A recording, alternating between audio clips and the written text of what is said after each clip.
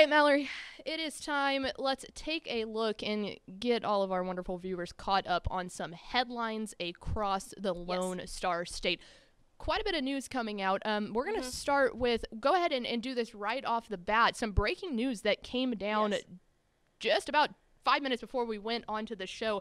Bear Alexander, who is now at Fort Worth Brewer, has announced his decommitment from Georgia. So a 5-star recruit there in the beast that is Bear Alexander, now at Fort Worth Brewer, will be looking for a new school. So we'll be very interested to see maybe if we can keep him in the state of Texas. So that came down right before we went on. Right. Well, and it's kind of crazy. I mean, it's going to be weird not seeing him at Denton Ryan. I mean, I really got into Denton Ryan last year just because I got really into, of course, high school football because of my internship, first year internship. And, Denton Ryan's pretty local. I graduated from UNT, so, of course, I keep up with Geyer, Denton Ryan. But it's going to be weird not to see him there because he was really a standout. Yeah, and that's the thing is he's been to 4 high schools through all 4 years, and obviously his name completely got put on blast last year with being at Ryan. So it'll be interesting, new high school, and now his commitment's back open. So we'll see there. But another thing coming out late last week is that the Texas Sports Hall of Fame put out their primary and veteran ballots for the 2022 inductee class. And so let's pull up that graphic there. Here are some of the bigger names that are listed. You'll see a lot of people, obviously, that you'll notice right off the bat. Simone Biles, Chris Bosch, my boy, Manu Ginobili. You know where my vote's going. But oh, interesting thing. Before you get into that, Simone Biles, if y'all didn't know, she was actually in Fort Worth this weekend competing at the U.S. National Championship this weekend, and she won her 7th national title in the women's all-around. And that happened in Fort Worth. So I wanted to point that out just because her name's up there, and that's that's pretty cool. She's a beast. She had if y'all didn't see it on her unitard, she had the little sequins in the shape of a goat, and it's like, very fitting. Hell yeah, girl. Call your shot. We know. She's awesome. But focusing specifically on this, these are the primary nominees. Focusing specifically on this, some football names that correlate to the state of Texas there. Tony Brackens, he played defensive end at UT, a second-round pick in 1996. NFL draft, played at Jacksonville. Then you can go down to Priest Holmes, another UT player. This one a running back. Undrafted free agent in 1997, but played 11 years in the NFL. Super Bowl champ, 3-time Pro Bowler, so a name that's very recognizable there. Toya Jones, going in for football is able to be nominated. Is nominated for football and track and field at A&M, a defensive back. Actually, a Texas high school football product. Yeah. Down at those Refugio. National, and then also at A&M, national champion in the 4x100 relay. I saw that on there when you sent that to me, and I wanted to just kind of look it up just to see. That dude is fast. he is quick. Moving. He is. There is nothing but dust. Right. When you watch it, he's quick. Yeah, went to the national champion. Yeah, national champion there at A&M in that, but he also played football, went on to play at the NFL level. A man that needs no introduction in the state of Texas, Colt McCoy with UT football. And then again, Von Miller, who is now obviously with the Broncos, played outside linebacker at A&M, consensus All-American, the Butkus Award. I mean, still playing. The guy's a beast. Everyone knows that. Another name that's still in the NFL right now, Matthew Stafford, Highland Park quarterback. Now he was with the Lions for that good stint, and now switching over to the Rams. That happened in March, I believe. He was traded in a package with Rams former quarterback Jared Goff. So I don't know too many of the details about that, but that's gonna be weird. My dad's from up north, so we follow the Lions. So yeah, it'll be weird not seeing him there, and of course joining out in L.A. with Clayton Crenshaw, his Highland Park buddy there. Heck yeah. So interested to see what he does out there, and then finally on the list of primary nominees, we've got Wes Welker, who is the current wide receivers coach with the 49ers. He obviously played at Tech.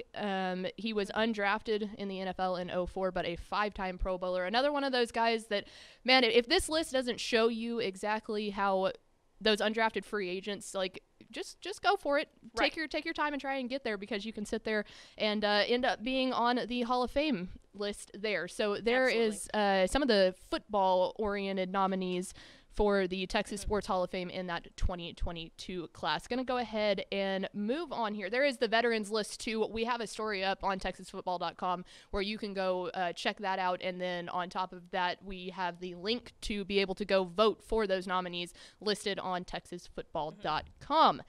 Some more stuff coming down. We'll head into the Texas high school football realm here and go with some coaching changes. Some of the bigger ones to come out throughout the week was in the San Antonio area. San Antonio Wagner offensive coordinator Jason Starrin was promoted to head coach. He replaces Charles Bruce, who is now the head coach at a neighboring San Antonio school in Brandeis. So little switcheroos going down there in the 2-1-0. Heading down to the RGV. McAllen Memorial, Bill Littleton announces his retirement on June 2nd after 41 seasons in education. Jeez. 22 spent as a head coach. He split time between his head coaching job at Cuero and McAllen Memorial, posting a 155-88 record. He had been at Memorial since 2003. So congratulations to Coach Littleton on a fantastic career down there. And 41 years. That is impressive. That's giving back to kids, man. Like, he that's loves double his our job. lifetime. Quite literally, yes. Right. So a well-deserved retirement announcement there from Coach Littleton. Then head out to El Paso area. Some head coaching changes there. Andreas hired El Paso Pebble Hills assistant coach Chris Taylor last Friday. And then finally, probably the biggest news to come down was heading back to Mansfield ISD, specifically at Mansfield Legacy, will be Coach Jeff Hume. He's no stranger to Mansfield ISD, so he was at actual Mansfield High School from 2008 to 2015. He then left to go take over at Waco Midway, where in his past 5 seasons there, a down year last year after he got put in that District of Doom with DeSoto and Duncanville and Cedar Hill. They went 2-7 last year, but all 4 years before then, I mean, they were district champs down there. He led quite the charge down there at Midway, so he is heading back to Mansfield ISD to take over at the Legacy program, which this will be their second coach in their 13-year span. So interesting nugget there. And then finally, it was another glorious weekend of 7-on-7 SQTs, because we are 2 weeks away from state. That's crazy. I'm so excited. But, I mean, I just feel like it's gone by so quickly. It really, really has. So we'll go ahead and quickly run through some of our SQT state qualifiers here at the Woodlands SQT. The Woodlands and Klein Collins going ahead and qualifying for state there. Richmond Foster, Dickinson took down Richmond Foster, and then the Shadow Creek Sharks beating out Fort Bridgepoint in an exciting game there to qualify.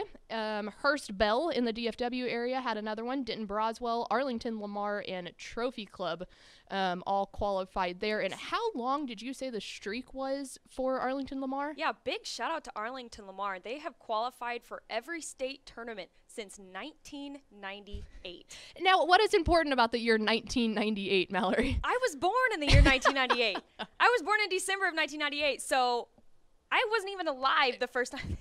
Since they've been streak qualified. started. The Yes, streak so for Arlington Lamar making it down to the 7-on-7 Congratulations state meet. to Lamar and Billy Skinner. That's awesome. It's going to be cool to see them down there for the 23rd straight year, I guess.